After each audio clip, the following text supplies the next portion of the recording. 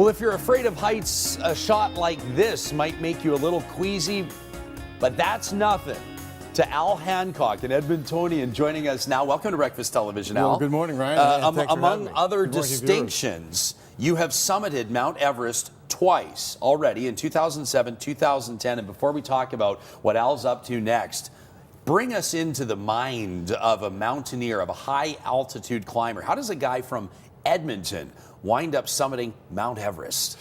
You know, it's all sort of by chance. I was very fortunate many years ago to go and take a very basic alpine course. And it was all about trying something new.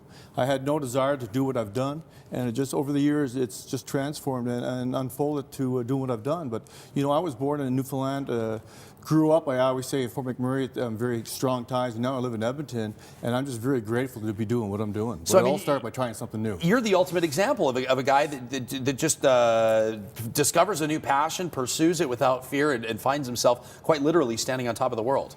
You're absolutely right. You know, anybody can do anything. It's the mindset that sets the example. So if you want to go and try something new, you know, go out and get the education and knowledge, but step outside your comfort zone and be willing to try something new. Well, I want to show our viewers some of these images. Now, these from your 2007 expedition to Mount Everest. Take us into the preparation, Al, and the experience of something like this. I think us normal folks that don't set foot on mountains with goals like yours maybe can't understand the risks that you're taking and the beating that your body's going to go through. You know, first of all, it all starts with your training. I spent taking courses at Yamanaski out of Canmore, and I spent for the last 15 years before I got into what I'm doing now, but really setting that tone of experience, safety, and really knowing how to do the craft right. I met a gentleman many years ago in an advanced ice climbing class, and we kind of bonded and started pushing the limits. And then that kind of brought me up to doing what I've been doing now, and so I'm very grateful. But, you know, it all starts, you got to have the training, and again, climbing is a mental game, just like it's a physical game. Okay, so Al, now, you are one of, well, less than 15 Canadians, as I understand it, who's ever achieved the 7 summits. Now, we know there are 7 continents, so explain to us what the 7 summits are. The 7 summits, in each continent, obviously we have 7 continents in the world. You have the highest mountain in every continent.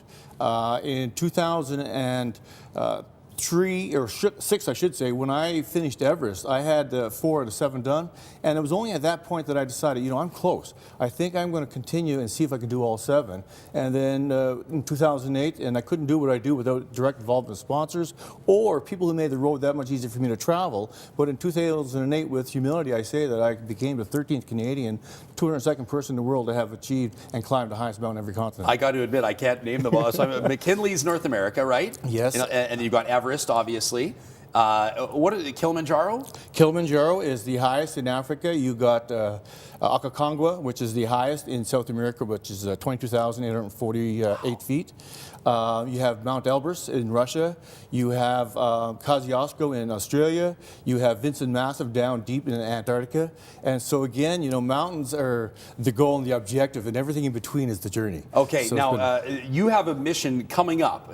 You will depart at the end of May to summit K2. That is the goal. Now, K2, known, I suppose, in mountaineering communities and outside of mountaineering communities as one of the most dangerous, if not the most dangerous peak that you can ever attempt. What sets K2 apart, and what's your mindset like heading into this challenge? You know, last year we were very fortunate, myself and 5 Americans, we set out to attain the unattainable, which was to climb 2 8,000-meter peaks back-to-back, which was Choyu, the 6th highest in the world, and Shishapangma, which is the 14th highest, both with success, which really set myself up for this year. So this year I'm heading to Pakistan at the end of, or the 1st of June, and the goal is to attempt to climb Broad Peak, which is the 12th highest mountain in the world, and if things go well there, then we'll travel over to the base camp of K2 and give it our best there. And of course, K2 is known as the Mountaineer's Mountain.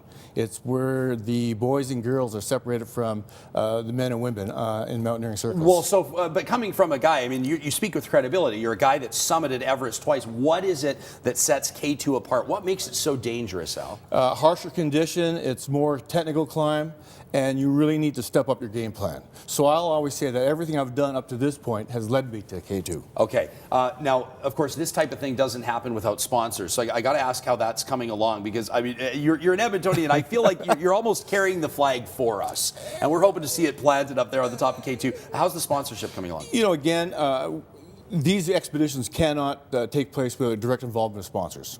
And as this point, up to this point, there's 2 strong contenders. They're not signed on the dotted line yet, but I hope this week, I'm an optimist, the glass is always half full.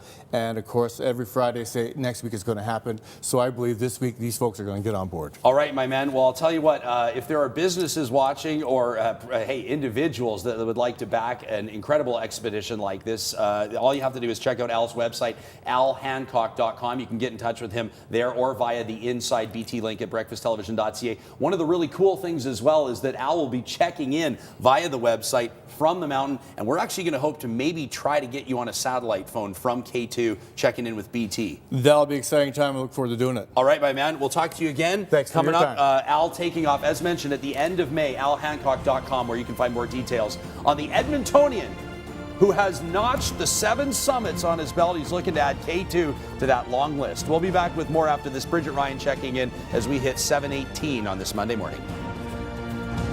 BT is brought to you in part by Tropicana Pure Premium. Tap into nature.